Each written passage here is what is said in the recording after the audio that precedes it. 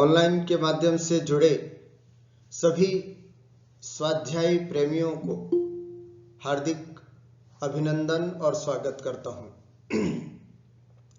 द्वादश वर्षीय श्रवण संस्कृति स्वाध्याय पाठ्यक्रम के इस प्रथम वर्षीय पाठ्यक्रम को हम यहाँ पर सब पढ़ रहे हैं, जिसमें प्रथम वर्षीय पाठ्यक्रम में 4 ग्रंथ हैं। श्रवण संस्कृति सिद्धांत प्रवेशिका भाग 1, भाग 2 और भाग 3, और उसके बाद पंडित दौलत राम जी का छड़ाला, जिसमें से हमने श्रवण संस्कृति सिद्धांत प्रवेशिका भाग 1 पूरा पढ़ लिया है। अभी हम श्रवण संस्कृति सिद्धांत प्रवेशिका भाग 2 की चर्चा यहां पर कर रहे हैं, जिसके तहत दर्शन पाठ नामक प्रथम पाठ हमने पिछले स्वाध्याय में पढ़ा। आज खंड अ का दूसरा पाठ सच्चे देव शास्त्र गुरु नामक यह पाठ आज आपके सामने प्रस्तुत है। आइए पढ़ते हैं। सच्चे देव शास्त्र गुरु नाम से ही स्पष्ट है। सच्चे माने जो यथार्थ हैं, वास्तविक हैं, है ना।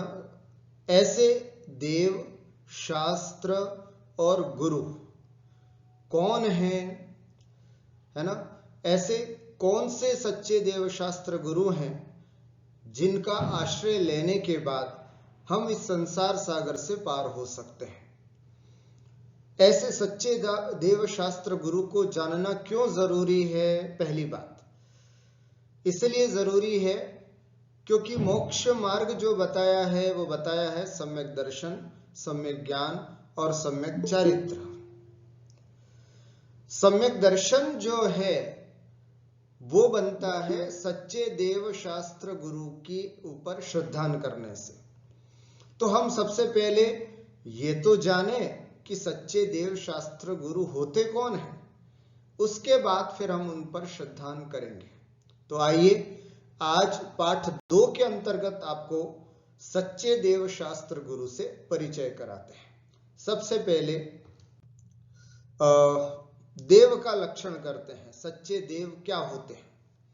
महानुभाव, देव शब्द हमारे यहाँ पर 2 तरह से प्रयुक्त होता है। एक तो 4 प्रकार के जो देवता होते हैं, भवनवासी, व्यंतर, ज्योतिष, वैमानिक, उनको भी देव कहते हैं।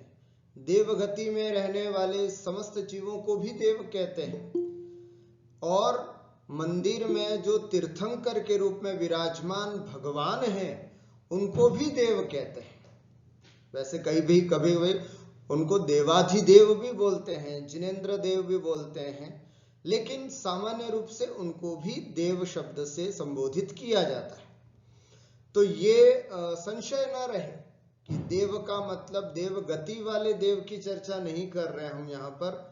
देव का मतलब जो जिनेंद्र देव हैं, जो भगवान हैं, उनकी चर्चा यहाँ पर हम आपके सामने कर रहे हैं। तो सबसे पहले देव का लक्षण, देव किसे कहते हैं, ये यहाँ पर हम समझते हैं। आपके सामने स्क्रीन पे होगा, देखें ध्यान से। जो वीतरागी, सर्वज्ञ और हितोपदेशी होते हैं वे सच्चे देव कहलाते हैं। 3 बातें यहां पर बताई। वीतरागी, हमें कभी भी देव का लक्षण, कभी भी पहले भाग दूसरे भाग की चर्चा कर रहे हैं, तो हमें बुद्धि में क्लियर होना चाहिए कि जो वीतरागी हैं, सर्वज्ञ हैं और हितोपदेशी हैं, वो ही सच्चे देव कहलाते हैं, है ना। इस सच्चे देव की कोटि में कौन आते हैं? तो अरिहंत, जिसको हम अरिहंत परमेष्ठी कहते हैं। हमारे 24 तीर्थंकर, जिनको हम भगवान आदिनाथ से लेकर के भगवान महावीर स्वामी तक जिनको हम जानते हैं, जिनेंद्र, है ना, वही तीर्थंकर। अब इन अरिहंतों को या तीर्थंकरों को हम जिनेंद्र के नाम से भी जानते हैं, परमात्मा के नाम से भी जानते हैं, परमेश्वर के नाम से भी जानते हैं। जिनेंद्र का मतलब क्या? जीत लिया है इंद्रियों को जिन्होंने, वो कहलाते हैं जिन। उन जिनों में भी जो इंद्र हैं, प्रधान हैं, उसे हम जिनेंद्र कहते हैं। परमात्मा हम सब की आत्मा सामान्य आत्मा है, और परम आत्मा इति परमात्मा, उत्कृष्ट आत्मा को हम परमात्मा कहते हैं। उत्कृष्ट आत्मा का मतलब जो वीतरागी, सर्वज्ञ और हितोपदेशी है, समस्त प्रकार के सांसारिक दोषों से जो रहित है, ऐसी आत्मा परमात्मा हो गई। और परमेश्वर है ना, परम ईश्वर इति परमेश्वर है ना, उत्कृष्ट ईश्वर को हम यहाँ पर परमेश्वर के नाम से जानते हैं। तो ये सब सच्चे देव का ही नामांतर है, ये सच्चे देव के, भगवान के, जिनेंद्र देव के ही सब ये नामांतर है, ऐसा जानना चाहिए। जैसे ही हम सच्चे देव का लक्षण ये करते हैं कि जो वीतरागी हैं, सर्वज्ञ और हितोपदेशी हैं, उन्हें हम सच्चा देव कहते हैं, तो तुरंत मन में ये प्रश्न उठता है कि सब ये वीतरागी शब्द का मतलब क्या होता है, वीतरागी किसे कहते हैं।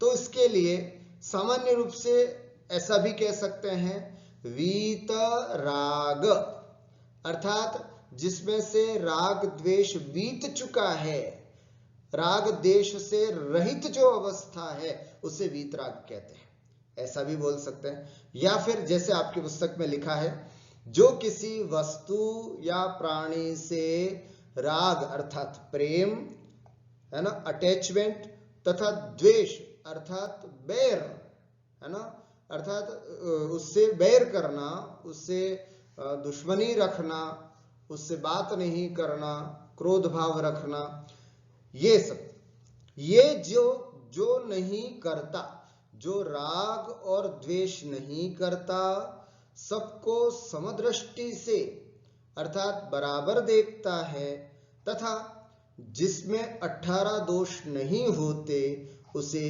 वीतराग कहते हैं। कितनी सुंदर परिभाषा, कितना सुंदर बात बताई। क्या कहा, जो किसी वस्तु या प्राणी में, वस्तु में संसार में जितने भी अचेतन पदार्थ हैं वे सब आ गए, और प्राणी में, संसार में जितने भी चेतन पदार्थ हैं वे सब आ गए। दो ही तो पदार्थ हैं, एक चेतन पदार्थ, एक अचेतन पदार्थ।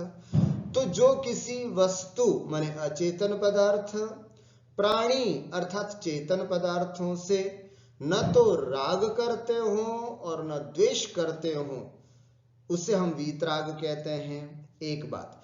दूसरा, सबको समदृष्टि से बराबर बराबर देखता है, अर्थात जो उनकी स्तुति करे उनको भी, और जो उनकी निंदा करे उनको भी समदृष्टि से देखता है, ऐसा कहलाता है वीतरागी, है ना, ऐसे कहलाते हैं वीतरागी। आपने यशोधर मुनि की कहानी सुनी होगी, उसमें चेलना रानी ने सर्प यशोधर मुनि के गले से बाहर निकाला, राजा श्रेणिक ने सर्प डाला, तो हमारे लौकिक व्यवहार में तो राजा श्रेणिक ने तो उनके ऊपर अपकार किया और रानी चेलना ने उनके ऊपर उपकार किया। लेकिन जो वीतरागी होते हैं वे समदृष्टि वाले होते हैं। समदृष्टि वाले, जैसे आंख खुलती है मुनिराज की तो दोनों को धर्म वृद्धि रस्तु ऐसा आशीर्वाद देते हैं। तो इसका मतलब हमारे जब मुनिराजों में इतनी समदृष्टि होती है तो साक्षात जो भगवान होते हैं, तीर्थंकर होते हैं, अरिहंत होते हैं, उनकी समदृष्टि तो कहना ही क्या। इसी का प्रतीक है कि जब हम मंदिरों में देखते हैं, है ना, तो भगवान की वेदी के नीचे ये बनाया जाता है कि बीच में एक पात्र है जल का, एक तरफ शेर है, एक तरफ गाय है ना, समदृष्टि, दोनों को समान दृष्टि से देखा जा रहा है। अथवा इतनी समदृष्टि कि उनके प्रभाव से जन्मजात बैर प्राणी भी अपना बैर भूल देते हैं, ऐसा समदृष्टि हमारे वीतरागी भगवान में होता है। ठीक है, एक बात और आई इसमें, 18 दोषों से रहित, है ना, भगवान जो होते हैं वे 18 दोषों से रहित होते हैं। 18 दोष का मतलब क्या होता है, क्षुधा माने भूख नहीं होती, तृषा भगवान को प्यास नहीं लगती, हमारे भगवान को किसी का डर, भय माने डर, उनको कभी किसी से कोई भय नहीं होता है, इसलिए हमारे भगवान, आपको कभी भी देखना, कोई अस्त्र शस्त्र गदा कुल्हाड़ी है ना, तीर धनुष बाण कुछ भी लिए हुए नहीं होते। क्यों? क्योंकि उनको कभी किसी से कोई भय नहीं होता, भय नहीं, राग नहीं, किसी से राग नहीं होने की वजह से उनके साथ कभी कोई स्त्री आदि नहीं होता है, द्वेष नहीं, इसलिए हमारे भगवान में कभी आपने किसी नरमुंडे के साथ कभी भगवान की फोटो नहीं देखी होगी।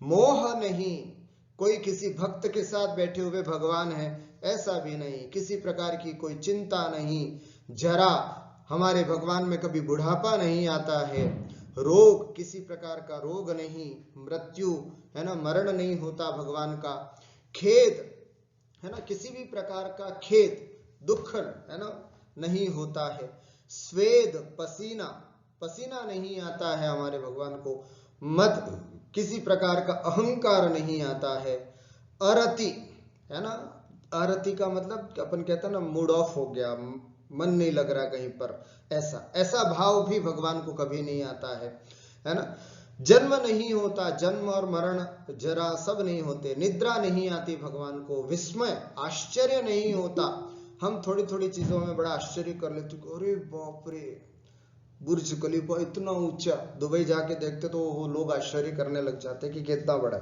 लेकिन है ना, जो समदृष्टि वाले होते हैं, जिनको भगवत्ता प्राप्त हो चुकी होती है, ऐसे जिनेंद्र देव में किसी प्रकार का विस्मय भी नहीं और विषाद माने दुख भी नहीं। ठीक है, खेद का मतलब है खिन्नता, कभी कोई चीज हमारे मनोनुकूल नहीं होती है तो मन खिन्न हो जाता है, वो खेद समझना, और विषाद का मतलब दुख। तो ये 18 प्रकार के दोष हमारे भगवान में नहीं होते हैं, ऐसे हमारे भगवान की वीतरागता हमने यहाँ पर देखी। सर्वज्ञ, दूसरा लक्षण है भगवान का सर्वज्ञ। सर्वज्ञ का लक्षण क्या है? जो कुछ हो चुका है, अब हो रहा है, और जो कुछ आगे होगा। तीन बातें बताई, जो कुछ हो चुका है, अभी जो हो रहा है, और जो कुछ आगे होगा, उन सबको प्रत्येक समय जो जैसे का तैसा प्रत्यक्ष जानता है, वह सर्वज्ञ कहलाता है। कितनी सुंदर, मतलब आज तक जो कुछ हो चुका है, अभी जो वर्तमान में हो रहा है, और आगे भी जो होगा, उन सब बातों को बिल्कुल प्रत्यक्ष की तरह जो जानता है, वह सर्वज्ञ कहलाता है। संसार में ऐसा कोई भी पदार्थ नहीं जिसे सर्वज्ञ नहीं जानते हो, है ना, ऐसी कोई भी वस्तु नहीं जो सर्वज्ञ के ज्ञान से रहित हो, सर्वज्ञ के ज्ञान से रहित हो। इसलिए एक सुंदर सी बात कही जाती है संस्कृत में, सर्वज्ञ शब्द कैसे बना, तो इसके लिए बताया जाता है, सर्वम जानाति इति सर्वज्ञ, है ना, सर्वम जानाति, जो सब कुछ जानता है उसे सर्वज्ञ कहते हैं। ठीक है, और ये ध्यान रखना, ये अवस्था कैसे आती है, अगर हम दुनिया को जानने की कोशिश करेंगे तो हम कभी भी सर्वज्ञ नहीं बन पाएंगे, और जैसे ही हमने आत्मा को जानने की कोशिश की, हमने आत्मा को जान लिया, तो समझना हम सर्वज्ञ बन जाएंगे, हम सब कुछ जानने वाले बन जाएंगे। वर्तमान समय में मीडिया ने इतना सब कुछ हमारे सामने परोस दिया है कि हम सबको जानने की कोशिश करते हैं कि हम ये भी जान ले, हम ये भी जान ले, हम ये भी जान ले, ये भी जान ले, लेकिन महानुभाव, जो इस तरह से तमाम वस्तुओं को जानने की कोशिश करेगा, वो जीवन में कभी सर्वज्ञ नहीं बन सकता। सर्वज्ञ बनना है तो इन सब से परे हट करके, नासाग्र दृष्टि करके अपनी आत्मा को जानना है। जो जान दी अपाणम सो जान दी सव्वाणम, जो जानता है अपनी आत्मा को, वो सबको जानता है। इसलिए सर्वज्ञ के लिए सर्वम जानाति, है ना, कैसे सर्व, एक और परिभाषा भी आपको बता सकते हैं, या देखें, समस्त द्रव्यों की 6 द्रव्य होते हैं, जीव, पुद्गल, धर्म, अधर्म, आकाश और काल। समस्त द्रव्यों की 3 काल संबंधी, 3 काल, भूत, भविष्यत और वर्तमान, 3 काल संबंधी अनंत पर्यायों को जो एक साथ जानता है ना, एक साथ। शास्त्रों में उदाहरण दिया है, हस्तकामलवत, है ना, हस्तकामलवत, है ना, अर्थात हाथ में रखे हुए अमलक, अर्थात आंवले के समान, जैसे हाथ में रखे हुआ अवला हम पूरा जानते हैं अच्छी तरह से, उसी प्रकार सर्वज्ञ भगवान समस्त द्रव्यों की, है ना, जितने भी द्रव्य हैं उन समस्त द्रव्यों की तीनों काल संबंधी अनंत पर्यायों को एक साथ जानते हैं। ऐसे सर्वज्ञ का लक्षण हमने देखा। अब उसके बाद आता है हितोपदेशी। हितोपदेशी किसे कहते हैं? जो सब जीवों अर्थात प्राणियों को हित अर्थात संसार से पार होने का उपदेश देता है, उसे हितोपदेशी कहते हैं। ठीक है, इसी शब्द में ही निहित है हितोपदेशी, हित उपदेशी। हित का जो उपदेश देता है, हमारा हित किसे है? आत्म को हित है सुख सो सुख, आकुलता बिन कहिए, आकुलता शिव माहिन दाते, शिव मग लाग्यो चाहिए। ऐसे करके छठाला में अपन आगे पढ़ेंगे। आत्म को हित है सुख सो सुख, आत्मा का हित सुख में है ना, सो सुख आकुलता, वो सुख कैसे प्राप्त होता है? आकुलता से रहित। आकुलता कहाँ नहीं है? मोक्ष में, इसलिए मोक्ष मार्ग पर लगना चाहिए। तो आत्मा का हित किसमें है? आत्मा का हित सुख प्राप्त करने में है। सुख क्या होता है? आकुलता से रहित। और आकुलता से रहित कौन सी अवस्था होती है? मोक्ष। तो इसलिए उस मोक्ष को प्रदान करने स्वरूपी जो उपदेश होता है, बस उसे ही हम कहते हैं हितोपदेश।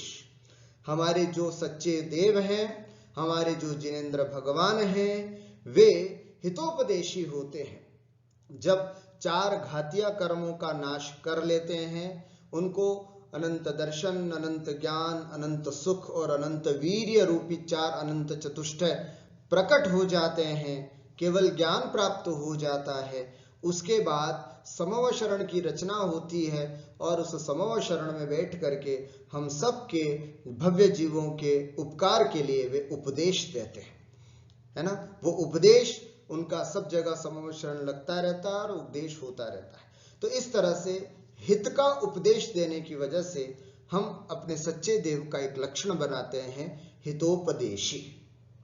इस प्रकार से सच्चे देव का लक्षण हुआ जो वीतरागी हैं, सर्वज्ञ हैं और हितोपदेशी होते हैं, उसे हम सच्चे देव कहते हैं।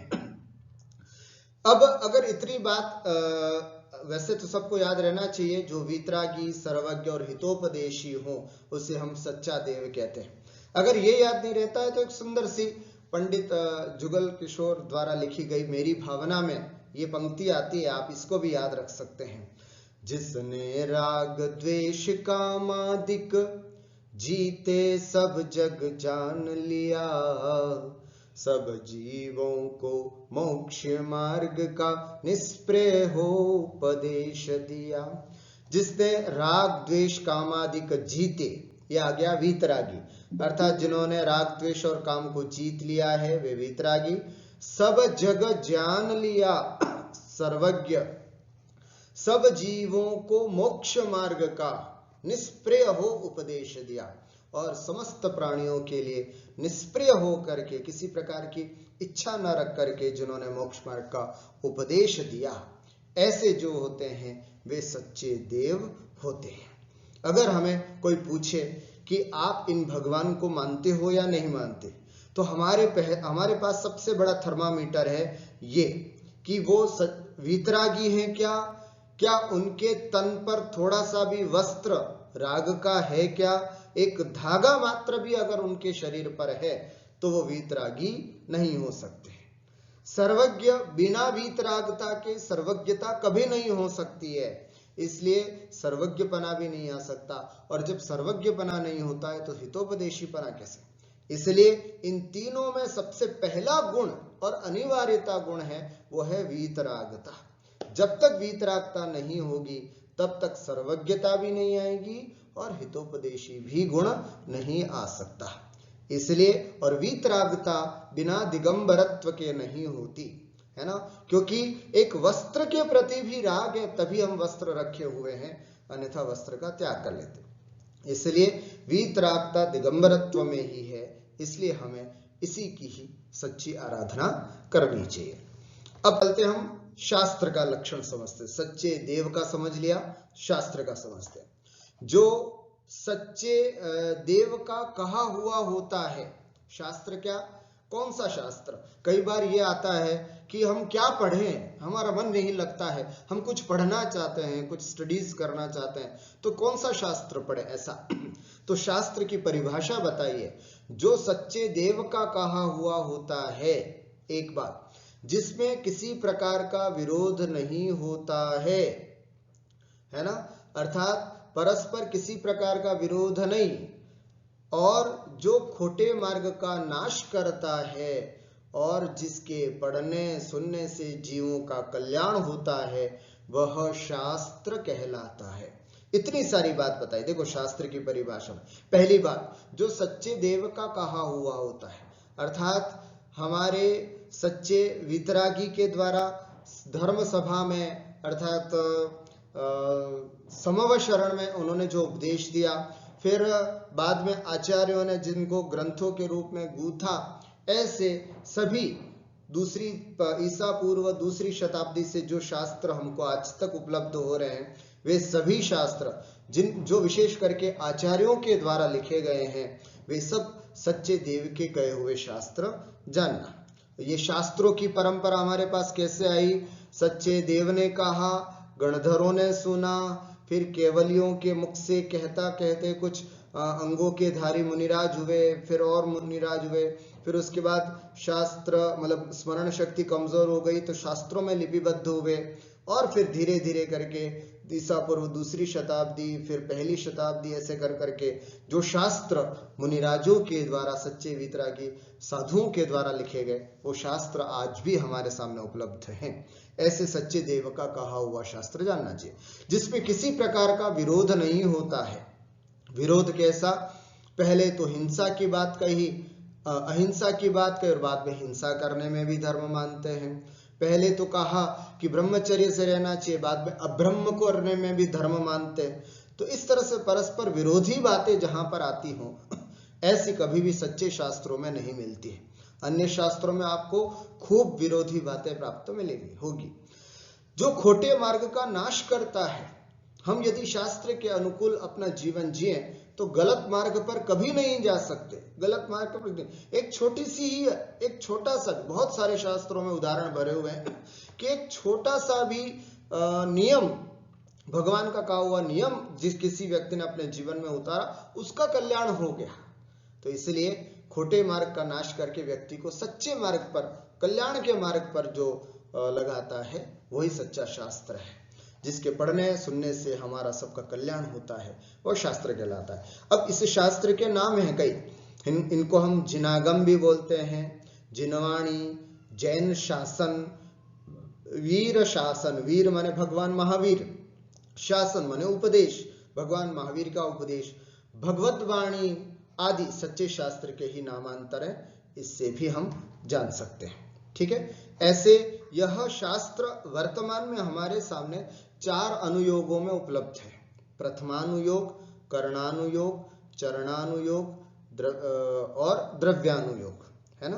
प्रथमानुयोग जिसमें 63 शलाखा महापुरुषों की कथा कहानियों के माध्यम से हमें जैन सिद्धांत पढ़ाया जाता है।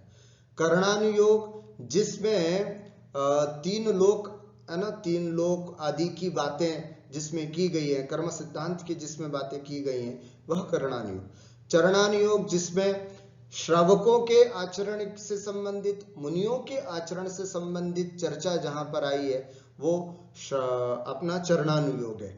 और एक होता है द्रव्यानुयोग जिसमें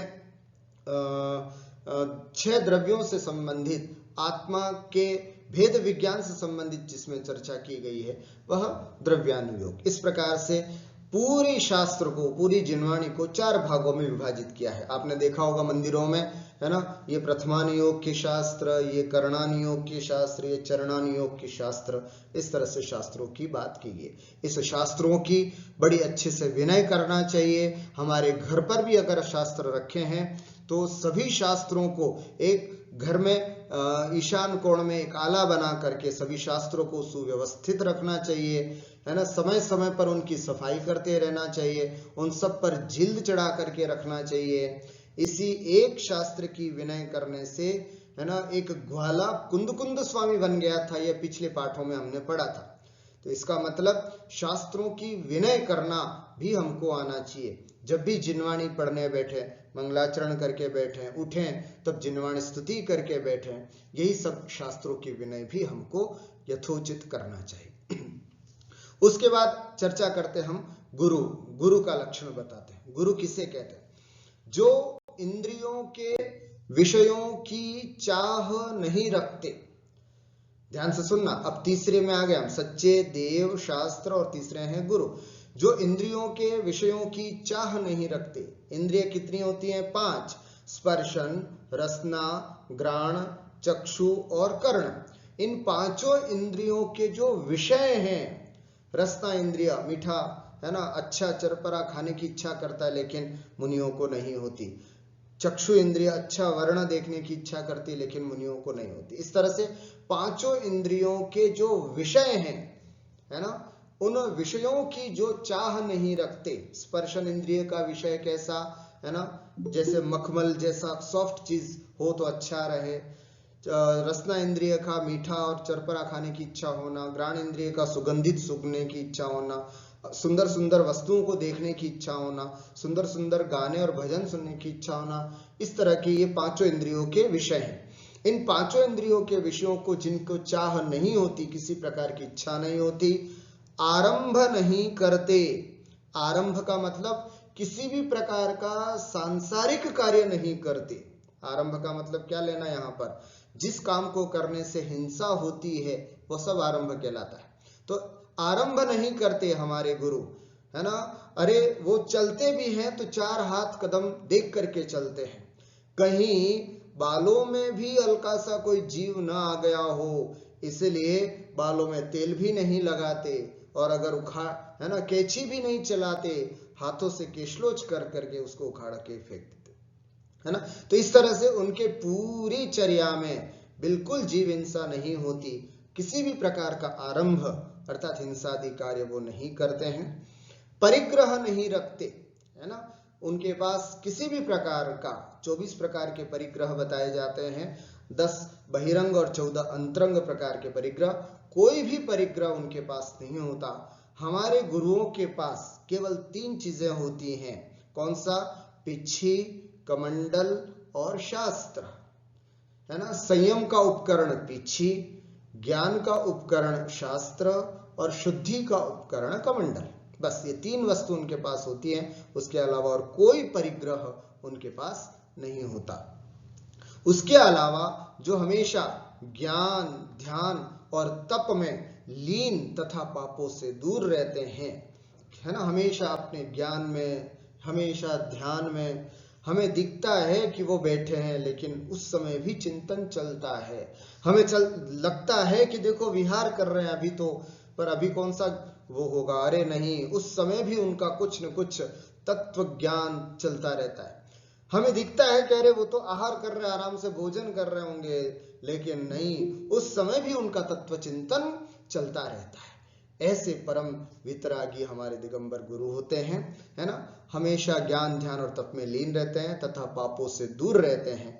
उन्हें सच्चा गुरु कहते हैं। ऐसे गुरुओं के और भी नाम हैं। इनको ऋषि, मुनि, यति, तपस्वी, योगी, साधु और दिगंबर आदि गुरु के नामांतर हैं। ये और पर्यायवाची हैं, इनके नाम से भी हम इनको जानते हैं। अपने शिक्षक को शिक्षा गुरु कहा जाता है। कई बार होता है ना कि हमको जो पढ़ाते हैं वो गुरु जी, ऐसा नहीं, जो आपको शिक्षा देते हैं, है ना, जैसे स्कूल कॉलेजेस में जो आपको पढ़ाते हैं वे भी गुरु होते हैं, लेकिन वे शिक्षा गुरु कहलाते हैं। यहाँ तक कि आपको जो धर्म की शिक्षा देते हैं वे भी आपके शिक्षा गुरु ही हुए। सच्चे गुरु, है ना, शिक्षा गुरु अलग, सच्चे गुरु अलग। सच्चे गुरु जैसे शब्द सच्चा लग जाता है तो फिर वही होता है जिनको इंद्रियों की चाह नहीं होती, आरंभ परिग्रह नहीं होते, जिनके तन पर एक वस्त्र भी नहीं होता, वह एक धागा भी नहीं होता, वही सच्चे गुरु होते हैं। वही, उन्हीं को हम गुरुदेव कहते हैं। ठीक हुआ। इस पाठ से हमको क्या शिक्षा मिली? इस प्रकार सच्चे देव शास्त्र गुरु का स्वरूप जानकर सदा ही उनकी भक्ति, पूजा और सेवा करनी चाहिए, किंतु रागी द्वेषी मिथ्या देवों व साधुओं को कभी भी नहीं पूजना चाहिए। सच्चे देव शास्त्र गुरु की तो है ना मन लगा करके खूब अच्छी पूजा भक्ति करना चाहिए, लेकिन जो मिथ्या देवी देवता हैं और मिथ्या साधु हैं उनको कभी भी नहीं पूजना चाहिए। विशेष करके अनाचार, शिथिलता तथा विषय कषाय बढ़ाने वाले मिथ्या शास्त्र भी नहीं पढ़ने चाहिए। अनाचार का मतलब क्या है ना, भ्रष्ट आचरण, जहां आचरण पूरी तरह से भ्रष्ट हो चुका हो उसको बोलते हैं अनाचार, या फिर कहीं थोड़ी बहुत शिथिलता आ रही हो तथा विषय कषायों को जो बढ़ाने वाले हों, ऐसे शास्त्रों को है ना, ऐसे टीवी चैनल्स को, ऐसे मोबाइल के कुछ चैनल्स को कभी भी नहीं देखना चाहिए। ये इस विशेष पाठ से हमको सीख प्राप्त हुई। तो आज हमने जाना कि सच्चे देव शास्त्र गुरु कौन होते हैं, है ना। अब हम आज से इतना संकल्प जरूर कर लें कि मेरा यह जीवन है ना, यह मेरा जीवन इस बार की यह पर्याय, मेरा यह जीवन जो है वो सच्चे देव शास्त्र गुरु के प्रति ही समर्पित है।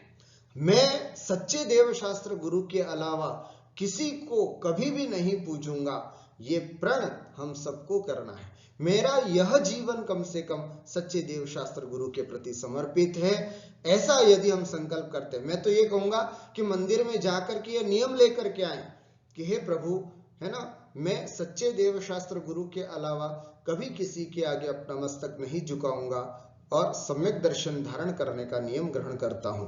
ऐसा नियम लेकर के आए, भगवान के सामने श्रीफल चढ़ा करके आए, तो ये होता है सच्चे देव शास्त्र गुरु के प्रति भक्ति। तो इस प्रकार हमने सच्चे देव शास्त्र गुरु का यह पाठ यहाँ पर जाना और समझा।